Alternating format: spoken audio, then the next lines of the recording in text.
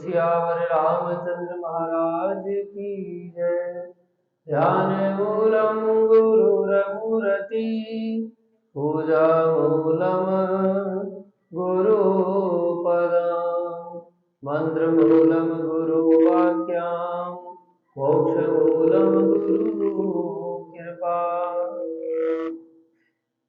गुरुर्ब्रह्मा गुरुर्विष्णु गुरुर्देवो महेश्वरा गुरुर्साक्षात् परब्रह्म तस्मै श्री गुरुवे नमः। मंगलम भगवान विष्णु मंगलम गरुड़ध्वजा मंगलम पुंडरीकाक्षाय मंगलायस्तनो हरि। सर्वमंगल मांगल्ये शिवे सर्वार्थसाधिके शरणे त्र्यंबके गौरी नारायणी नमोस्तुते।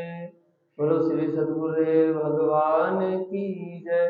बोलो सियावर रामचंद्र महाराज की जय। बोलो मात गंगा तेरी सदा ही जय।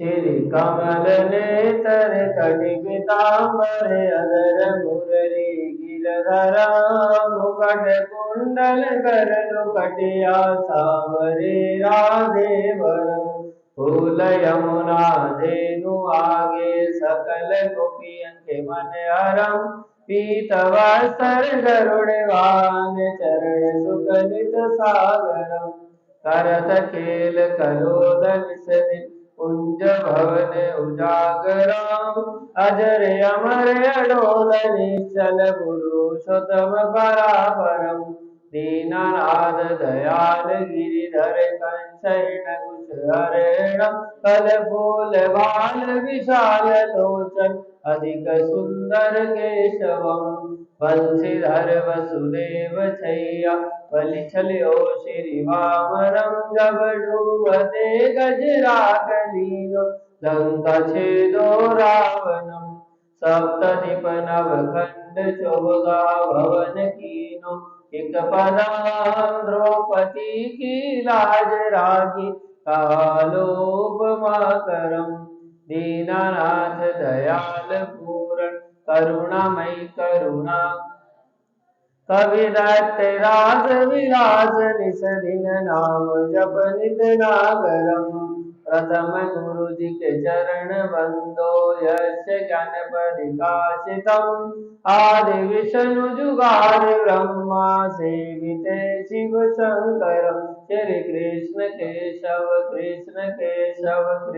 यदुपति केशव श्री राम रघुवर राम रघुवर राघव श्री राम कृष्ण गोविंद माधव वासुदेव श्री वामन वत्स जय वार नरसिंह पाहि रघुपति मथुरा में केशव राय विराज गोकुल बाल मुकुंद जी श्री वृंदावन में मदन मोहन गोपीनाथ गोविंद जी धन्य मथुरा धन्य गोकुल जहाँ श्रीपति अब धन्य यमुना नवनीत नागर कर निरंतर शिव विरिचि मन मोहितम कालंदि तट पर करत क्रीड़ा वाले अद्भुत सुंदरम बाल बाल सब सखा विराज संग राधे भामिनी बंसी वट तट निकट यमुना मुरली की टेर सुहावनी भज राघव रघुवंश उत्तम परम राजकुमार सीता के बदि भक्तन के गति जगत प्राण आधार जी जनक राजा मन कराधी धनुष बाण चढ़ा सती सीता राम जग श्री रामचंद्र प्रणामहि जन्म मथुरा खेल गोकुल नंद के नंदनम बाल लीला बधिर पावन देवकी वसु श्री कृष्ण कलिमल हरण जाके जो भजे हरि चरण को भगति अपनी रे माधव भव सागर के तरण को जगने नाथ जगदीश स्वामी श्री बद्रीनाथ विशंबर द्वारका के नाथ श्रीपति केशव प्रणमाम्यहं श्री कृष्ण यशपद पठत निसरि विष्णु लोक गच्छतं श्री गुरु रामानंद तार स्वामी कविरदास समापदम। विष्णु भगवान बोलो माते गंगा तेरी सदा ही जय। कार्तिक माह का 18वां अध्याय। जब भगवान शंकर के गण चिल्लाते हुए संग्राम भूमि छोड़कर बड़े वेग के साथ भाग निकले, तब देवऋषि नारद जी ने कहा कि अब रुद्र रूप महाप्रभु शंकर अपने वीर गणों के साथ नंदी पर चढ़कर हंसते हुए युद्ध भूमि में आए। तब उनको आया देखकर उनके पराजित गण फिर उठ गए, फिर लौट आए और सिंहनाद करते हुए आयुधों से दैत्यों पर प्रहार करने लगे।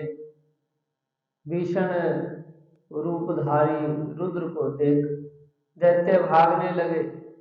तब युद्ध में अपने दैत्यों को प्राहंस मुख होता देखकर जलंधर हजारों बाण छोड़ता हुआ भगवान शंकर की ओर दौड़ा। उसके शुंभ और निशुंभ आदि वीर भी क्रोध से अपने होठों को काटते हुए भगवान शंकर की ओर दौड़े। इतने में भगवान शंकर ने जलंधर के सब बाण जालों को काटकर अपने गणों को निर्भय कर अपने अन्य बाणों की आंधी से दैत्यों को पीड़ित कर दिया।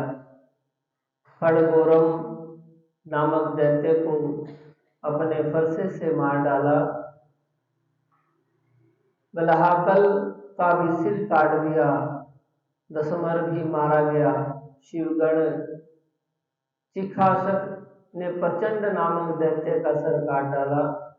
किसी को शिवजी के बैल ने मारा और कई उनके बाणों द्वारा मारे गए। यह देखकर जलंधर अपने शुभ आदि दैत्यों को धिक्कारने लगा और भयभीत को धैर्य देने लगा, पर किसी प्रकार भी भयग्रस्त दैत्य दोबारा युद्ध भूमि में आने को तैयार नहीं हुए। दैत्यों ने सेना ने पलायन किया। वो दौड़ने लगे, भागने लगे। तब महाक्रुद्ध जलंधर शिव जी की ओर अपनी ओर ललकारने लगा। साथ ही उनसे 70 बाण मारकर शिव जी को दंड कर दिया तथा और भी बहुत से बाणों का प्रहार करने लगा। शिव जी उसके बाणों को काटते रहे, यहाँ तक कि उन्होंने जलंधर की ध्वजा, छत्र और धनुष को भी काट दिया। फिर 7 बाण मारकर उसके शरीर को आघात पहुंचाया। धनुष के कट जाने से जलंधर ने एक प्रचंड बाण मारकर उसकी गदा के टुकड़े टुकड़े कर दिए। तब उसने समझा कि यह मुझसे अधिक बलवान है, अतः एवं उसने गंधर्वी माया उत्पन्न कर दी। उनके गंधर्व और अप्सराओं के गण उत्पन्न हो गए। वीणा और मृदंग आदि बाजों के साथ नृत्य और गान होने लगा।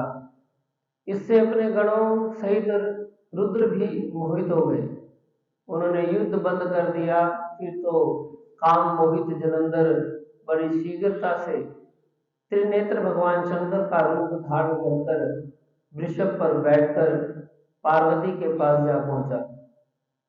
उधर जब पार्वती ने अपने पति को आता देखा तो उसने सखियों का साथ त्याग दिया और आगे आई।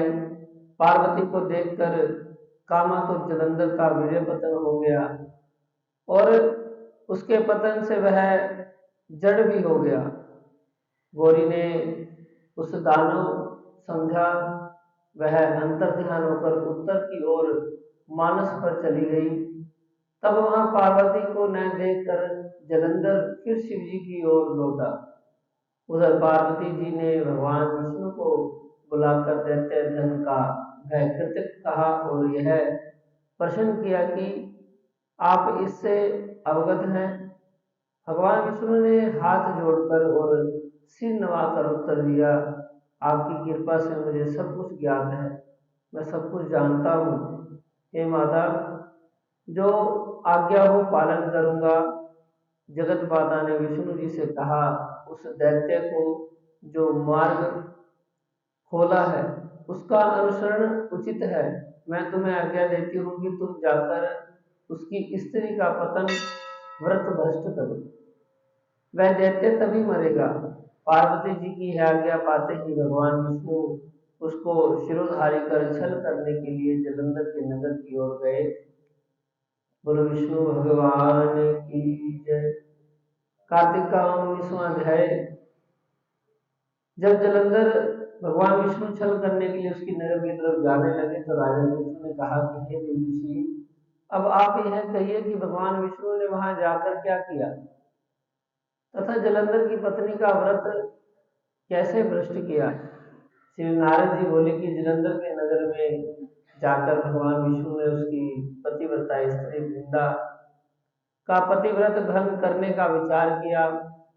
वह उसके नगर में एक उद्यान में जाकर ठहर गए और रात में उसको स्वप्न दिया।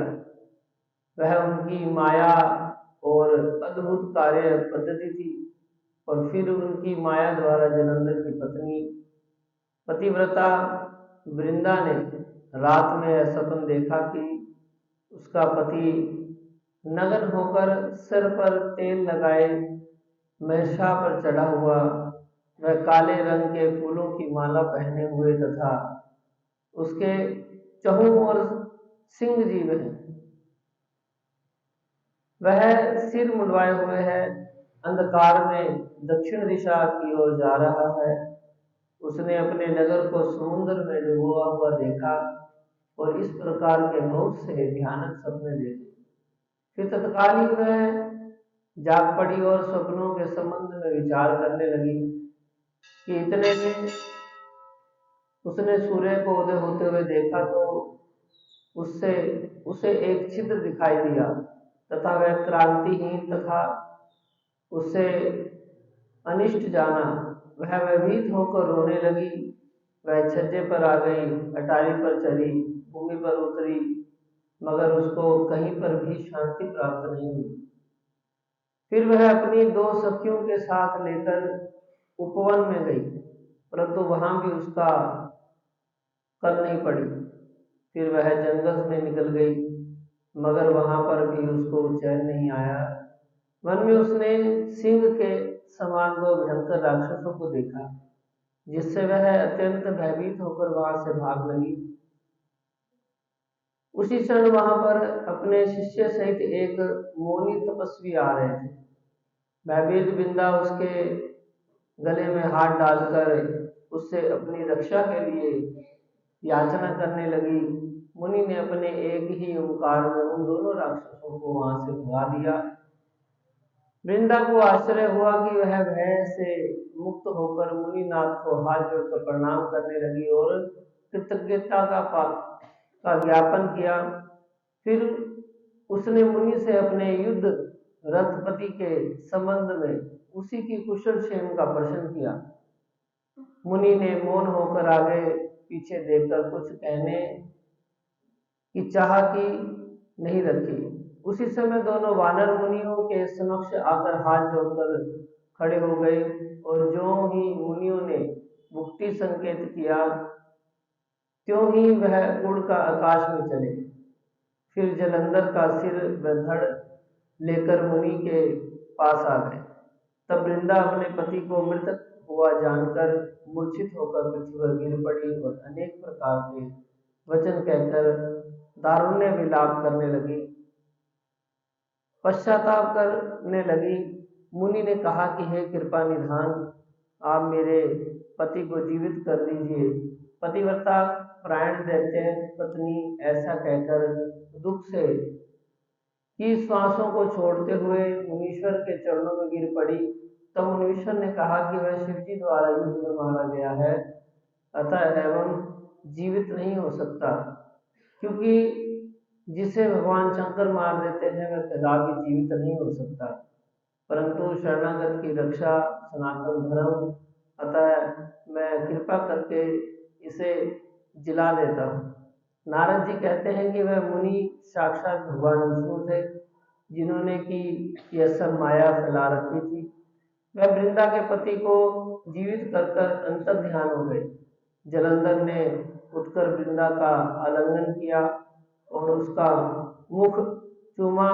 वृंदा भी पति को जीवित देखकर अत्यंत हर्षित हुई और तब तक हुई सब बातों को स्वप्न समझा। उसके पश्चात वृंदा सकाम को बहुत दिन तक उसी वन में अपने पति के साथ विहार करती रही। फिर एक दिन उसने सुरत एवं संभोग काल के अंत में भगवान विष्णु को पहचान लिया, अतः उन्हें ताड़ित करते हुए बोली, हे पराई स्त्री में मगन करने वाले विष्णु, तुम्हारा शील को धिक्कार है। मैं जान लिया है कि यह मायावी तपस्वी तुम ही थे। हे राजन, ऐसा कहकर परम क्रोधित वो पतिव्रता वृंदा ने अपने तेज को प्रकट करते हुए श्राप दिया, जो तुमने अपनी माया से दो राक्षस मुझे दिखाए थे, वह दोनों राक्षस किसी समय तुम्हारी भी स्त्री का हरण करेंगे और उससे विरह में दुखी होकर तुम भी वानरों की सहायता से वन में भ्रमण करोगे और सर्वस्व हो जिस समय तुम्हारे शिष्य बना वह तुम्हारा साथी रहेगा। ऐसा कहकर पतिव्रता वृंदा भगवान विष्णु के लाख मना करने पर भी अग्नि में प्रवेश कर गई। ब्रह्मा आदि देवता आकाश में उनका प्रवेश देखते रहे। वृंदा के शरीर का तेज श्री पार्वती जी के शरीर में चला गया और आकाश में जय जय शब्द होने लगा। पतिव्रता धर्म के प्रभाव से वृंदा ने मुक्ति को प्राप्त किया। गुरु विष्णु भगवान की जय। श्रीमन नारायण भज मन नारायण नारायण नारायण गोविंद नारायण नारायण लक्ष्मी नारायण नारायण नारायण लक्ष्मी नारायण भज मन नारायण नारायण नारायण गोविंद नारायण नारायण। गुरु विष्णु भगवान की जय। बोलो माते गंगा तेरी सदा